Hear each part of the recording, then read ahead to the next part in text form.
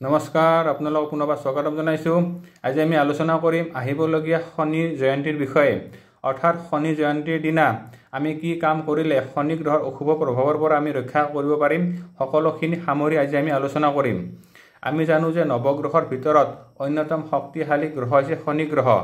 শনি গ্ৰহ যদি আমাৰ ৰাশি চক্ৰত অশুভ ভাৱত অৱস্থান কৰে বা অশুভ দৃষ্টি দিয়ে, তেতিয়াহ'লে মানুহে নানা ধৰণৰ দুখ, কষ্ট, পীড়া আদি ভোগ কৰিবলগীয়া হয়। আৰু যদি শনি গ্ৰহ শুভ ভাৱত থাকে, তেতিয়াহ'লে মানুহ ধন, সোণ, গৰাকী, বিদ্যা, বুদ্ধিৰ লগতে ৰাজতুল্য ক্ষমতাৰ অধিকাৰী হোৱাও দেখা যায়। অৰ্থাৎ শনি গ্ৰহই আমাৰ এই জন্ম বা পূৰ্বজন্মৰ কৰ্মৰ ওপৰত ভিত্তি কৰি ফল প্ৰদান কৰে। অৰ্থাৎ শনি দেৱতা ন্যায় দেৱতা হিচাপত ধৰা হৈছে আৰু কৰ্মফলদাতা হিচাপত ধৰা হৈছে। গতিকে মানুহে যি কৰ্ম কৰে, যদি শুভ কৰ্ম কৰে তেতিয়াহ'লে শনি গ্ৰহই শুভ ফল প্ৰদান কৰিব, আৰু যদি অশুভ কৰ্ম কৰে তেতিয়াহ'লে শনি গ্ৰহই নিশ্চয় অশুভ বা দুখ, কষ্ট, পীড়া আদি প্ৰদান কৰিব। গতিকে শনি গ্ৰহৰ শুভ আৰু অশুভ প্ৰভাৱৰ পৰা আমি কেনেকৈ ৰক্ষা পাব পাৰোঁ, নাইবা শনি গ্ৰহৰ কুদৃষ্টিৰ পৰা আমি কেনেকৈ শুভ ফল লাভ কৰিব পাৰোঁ, সেই বিষয়ে আজি আমি আলোচনা কৰিম। জেঠ মাহৰ অমাৱস্যা তিথিত শনি জয়ন্তী হিচাপত পালন কৰি অহা হৈছে। অৰ্থাৎ শনি জয়ন্তীৰ দিনা যদি আমি ৰাতিপুৱা গা ধোৱা পানীখিনিত তিল, মাহৰ দালি, দুবৰি বন, গংগাজল মিহলাই গা ধুওঁ, তেতিয়াহ'লে আমাৰ বিশেষ শুভ হ'ব।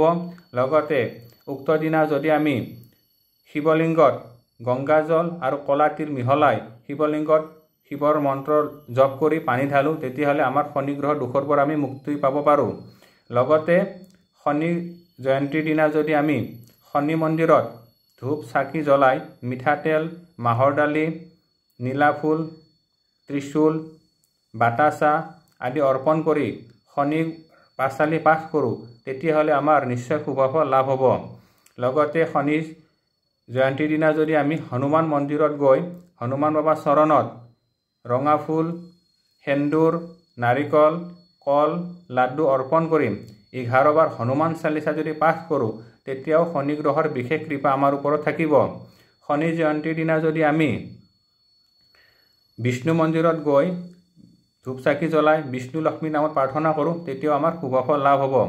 লগতে শনি জয়ন্তীৰ দিনা যদি আমি সন্ধিয়া সময়ত আমাৰ নিজ গৃহৰ বাহিৰত তুলসী গছ থাকিলে ভাল, তুলসী গছৰ তলত যদি আমি মিঠাতেলৰ নাইবা তিল তেলৰ চাকি জ্বলাওঁ, তাতে বাতাচা আৰু মাহৰ দালি অৰ্পণ কৰি শনি বাবাৰ নামত প্ৰাৰ্থনা কৰিলেও আমাৰ বিশেষ শুভ ফল লাভ হ'ব। লগতে শনি জয়ন্তীৰ দিনা যদি আমি দুখীয়া মানুহক ক'লা তিল, মাহৰ দালি, নীলা বস্ত্ৰ, ক'লা বস্ত্ৰ, ক'লা ছাতি আদি দান কৰোঁ, তেতিয়াও আমাৰ বিশেষ শুভ ফল হয়। লগতে যিসকল দৰিদ্ৰ বা অভাৱী লোক আছে, তেওঁলোকক যদি আমি এসাঁজ ভালদৰে খুৱাব পাৰোঁ, তেতিয়াহ'লে বিশেষ শুভ ফল লাভ হয়। লগতে তেওঁলোকক আমি যথাসাধ্য দান দক্ষিণা কৰিলেও বিশেষ শুভ ফল আমি লাভ কৰিব পাৰিম। অৰ্থাৎ চৰাই চিৰিকটিক যদি আমি তিল, মাহৰ দালি খুৱাওঁ, তেতিয়াও আমাৰ বিশেষ শুভ হয়। লগতে কলা কুকুৰ বা কাউৰীক যদি আমি তিলেৰে বনোৱা বস্তু নাইবা ৰুটিত যদি মিঠাতেল সানি খুৱাব পাৰোঁ, তেতিয়াও আমাৰ বাবে বিশেষ শুভ হয়। লগতে অন্ধ বা ভিক্ষাৰী মানুহক যদি আমি যথাসাধ্য দান দক্ষিণা ভোজন কৰাওঁ, লগতে নীলা বস্ত্ৰ বা চামৰাৰ যদি কিছুমান বস্তু সামগ্ৰী দান কৰোঁ, তেতিয়াও শনি গ্ৰহৰ দোষৰ পৰা আমি মুক্ত হ'ব পাৰিম। লগতে যদি আমি গাই গৰুক তিল, মাহৰ দালি, লগতে সেউজীয়া শাক পাচলি খুৱাওঁ, কল খুৱাওঁ, তেতিয়াও শনি গ্ৰহৰ বিশেষ কৃপা আমাৰ ওপৰত থাকিব। অৰ্থাৎ শনি জয়ন্তীৰ দিনা আমি যিমানখিনি শুভ কৰ্ম কৰিম, সেই শুভ কৰ্মৰ ফল আমাৰ ওপৰত নিশ্চয় হ'ব।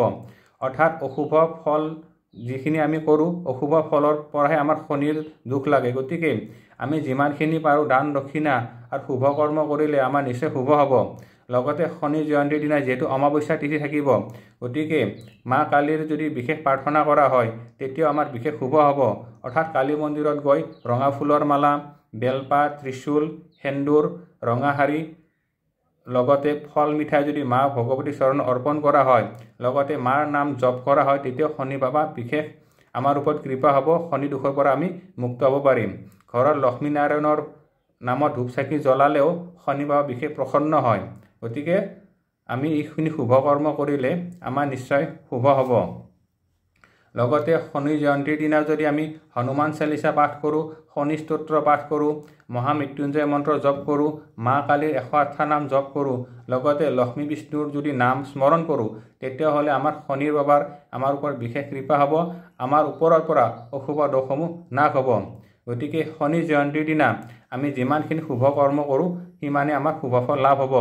এইবাৰ এই শনি জয়ন্তী পৰিছে আপোনাৰ অমাৱস্যা তিথি আৰম্ভ হ'ব 22 জেঠ বুধবাৰ 5 জুন সন্ধিয়া 7:04 পৰা আৰম্ভ হ'ব আৰু এই তিথি শেষ হ'ব 23 জেঠ বৃহস্পতিবাৰ 6 জুন সন্ধিয়া 5:42 অৰ্থাৎ 5 জুনৰ পৰা 5 জুন সন্ধিয়া 7:04 অমাৱস্যা তিথি লাগিব, অৰ্থাৎ শনি জয়ন্তী আৰম্ভ হ'ব আৰু এই তিথি শেষ হ'ব 23 জেঠ বৃহস্পতিবাৰ 6 জুন সন্ধিয়া 5:42 অৰ্থাৎ এইখিনি সময়ৰ ভিতৰত আমি যিমানখিনি পুণ্যকৰ্ম কৰিম আমি সিমানে শনি গ্ৰহৰ অশুভ দোষৰ পৰা মুক্ত হ'বলৈ পাৰিম।